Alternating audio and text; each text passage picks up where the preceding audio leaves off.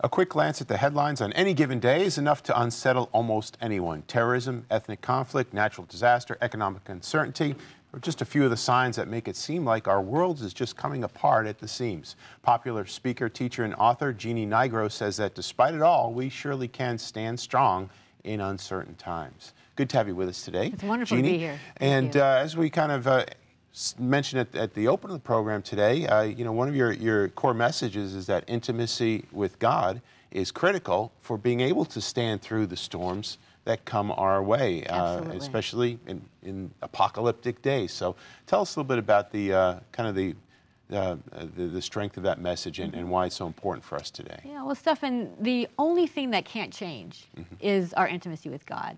And we're in this time when everything is changing every day. It's a little bit scary to turn the news on every morning. You never know what's going to be on there. Right. And I think that what's happening is that many of us are falling, and I know myself it happened, fell to fear of the end times, of what's going to be on the news next, how is that going to impact me?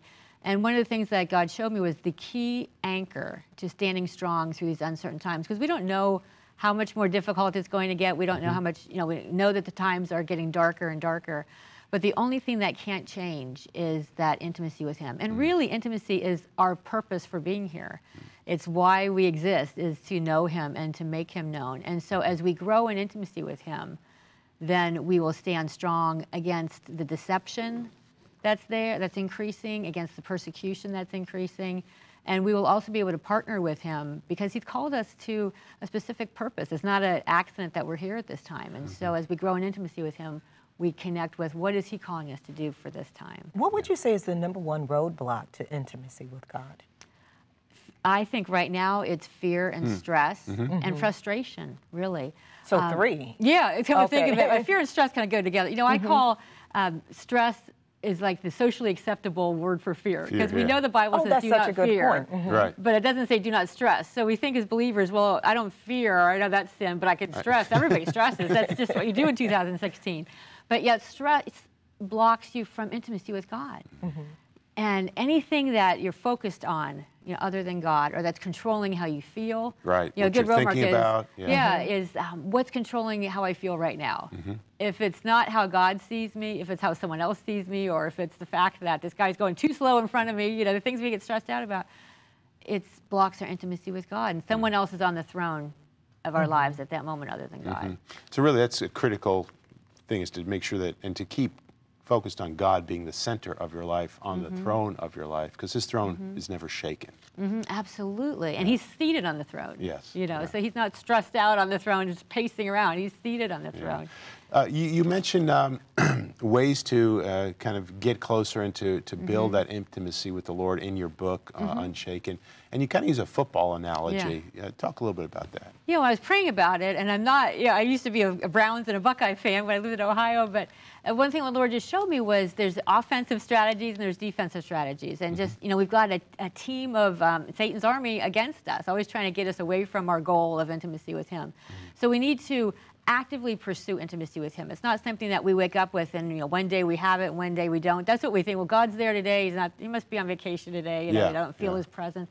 But yet we can actively pursue intimacy with Him by just dwelling on how He sees us, you know, who He is, what's on His heart, speaking out loud, declaring Scripture, thanking Him throughout the day. Thank you that that You're with me, that I'm not alone. You know, so we can see Him as our bridegroom. You know, thank you that your heart's ravished for me. Just being aware of and reminding ourselves, I have to do that all day. So those are some of the offensive strategies. And then defensively, we need to be committed, especially in these end times, to being aware of what blocks intimacy and dealing with it. Not allowing fear and stress to block intimacy. Not allowing frustration and anger and bitterness to block intimacy. And we have to be committed to that. And that's the defensive strategy. So I talk about how do we break through those barriers to intimacy. You know, we had a guest on the show maybe a couple weeks ago who talked about cultural Christians, Christians who go to church every now and then, you know, Christmas, Mother's Day, you know, the holidays, but they don't really get into the Word and they don't pray. You cannot have intimacy with God if you don't know what He says about you. And the only way we can know what he says is to go to his word. Correct? Absolutely, Valerie. And God was just speaking to me about that recently. I was driving by churches and parking lots, and they were full, and I was thinking, do they really know who God is, or is it just to feel good for an hour on Sunday, and then the rest of the week is just going to work and not really being connected to him? And what grieves my heart the most is that type of relationship with him isn't going to cut it in the end times.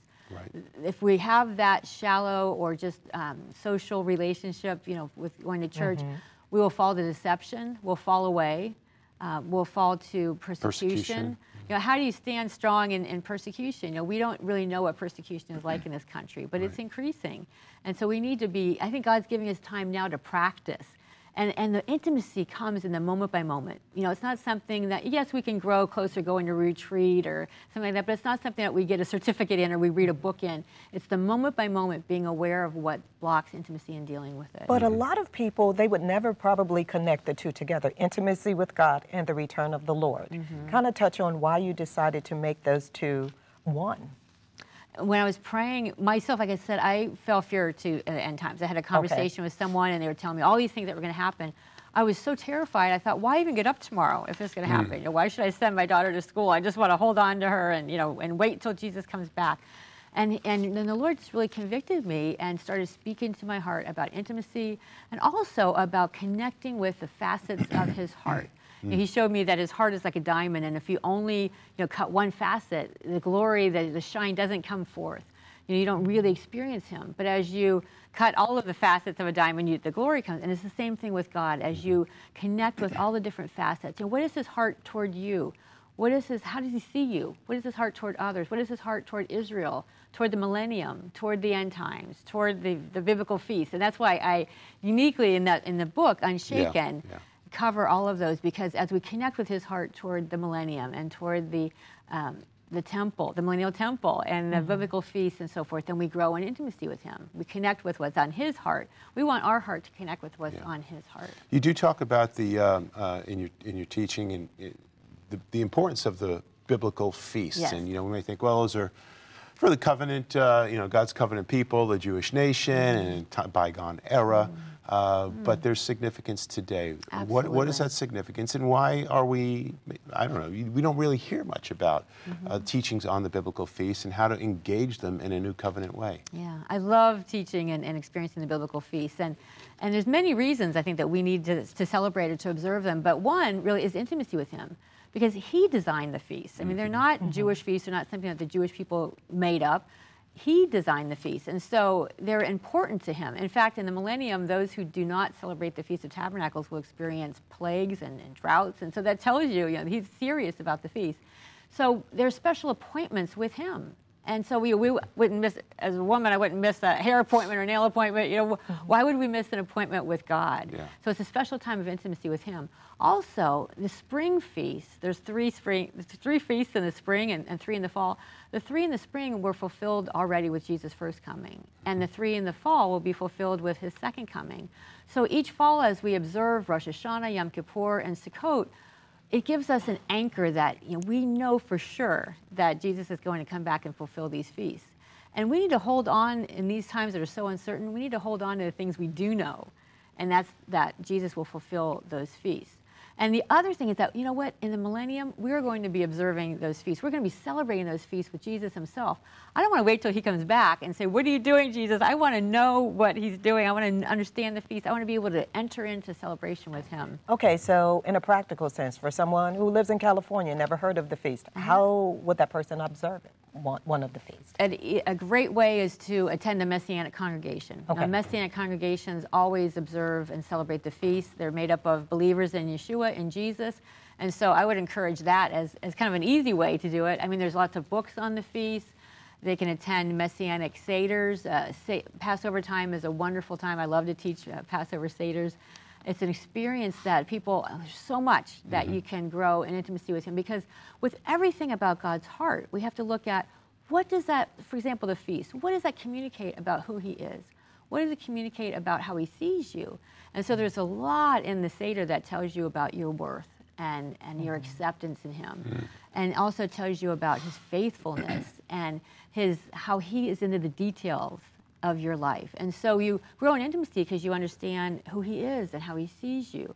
So you learn about the feast, but then you also learn about God himself and about how he sees you. Wonderful. Thank you so much for being with us today, Jeannie. You're We're welcome. Have it's you wonderful. back Thank you for having me. for sure, because there's so much depth here. Yes. To connect with Jeannie, you can go to JeanneNigro.com, or as always, go to our website, harvest-tv.com. You'll find a way to link back to her site and pick up a copy of Unshaken, Standing Firm in Uncertain Times. Coming up later, Brian Bush with the latest news from Israel, but up next, Switchfoot with their new music video, Live It Well. We'll be right back.